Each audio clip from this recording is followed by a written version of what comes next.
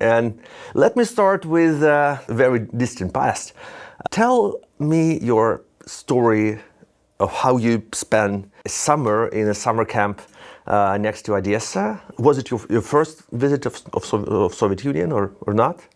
It was. Well, first, Misha, it's great to be with you and great to get a chance to sit and talk to you.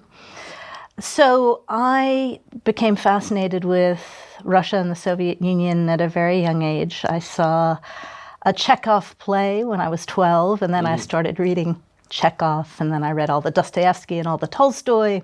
And by the time I got to university, I couldn't figure out why such a beautiful, rich, soulful culture and country had historically been so badly led. And so I became interested in Soviet and Russian politics and did that in addition to international relations at university.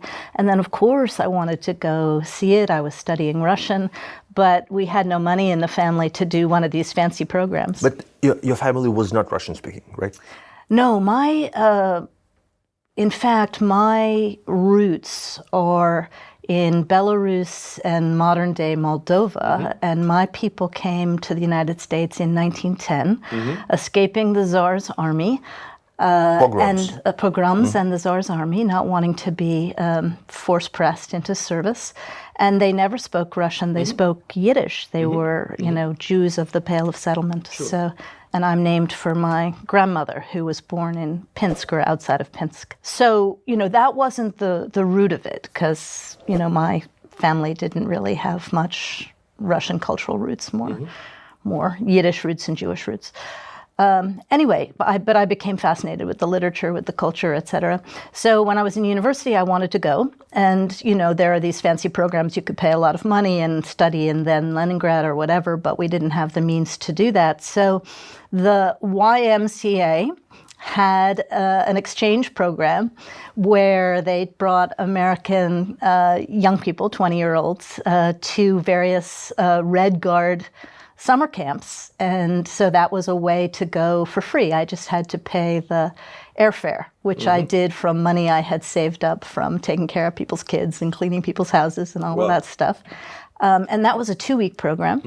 And, interestingly, when you think about my follow-on history, the first place I land in the Soviet Union is in Odessa, and we were at this place called Maladia, Gardia, on the Black Sea coast, and the kids were, 8 to 12 years old, and we taught American square dancing and songs, and we played with the kids and did a little bit of English, and we swam in the Black Sea, which in those days was not super clean, but it was really a fun time. But then, because I had spent the last of my savings to get there, and it was only 2 weeks, when we got to Moscow, I wanted to stay, but I needed a job, I needed a visa extension, and I interviewed with an American family at the embassy, and they hired me as a nanny for the rest of the summer. But I had this incredible, scary episode, because remember, it's Soviet Union, right?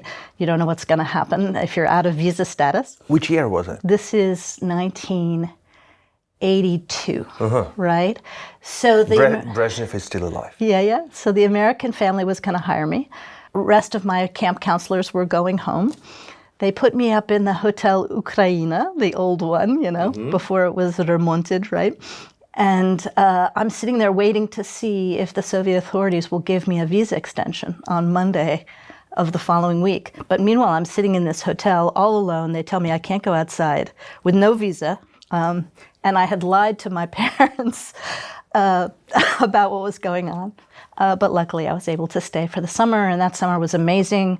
I lived in Moscow. I took care of some American kids, but we traveled all over the place. I got to go to Leningrad and also to other places, and really continued my passion and discovered exactly what I expected, which is that the Russian people, Ukrainian people are just amazing with this wonderful depth of soul, but unfortunately lived in this system that didn't really give them their best options. So, were you shocked by something you have seen? I guess I knew it was going to happen.